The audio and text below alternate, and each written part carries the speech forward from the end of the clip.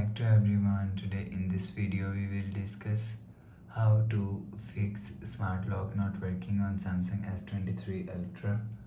Let's start the video. If you want to fix this problem, go to app library, click on settings app. Now in setting, scroll down and click on apps. Scroll down and search Google app from here. Click on Google app.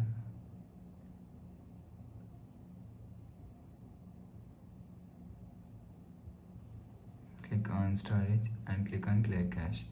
After clear cache Google app, go back to home screen. You will see your problem is solved. But if it not solved, if you want to fix this problem, click on settings app and click on software update. Click on download and install. You will check your software update is latest. If it not latest, update your software latest. After update software latest, go back to home screen. You will see your problem is solved. But if it's still not solved, so restart device. Just click and hold side power button and click on this restart icon. Again tap on this restart icon. Your phone is restart. After restarting, enter phone pin. You will see your problem is solved. But if it doesn't fix this problem, go to app library, click on settings app. Now in setting,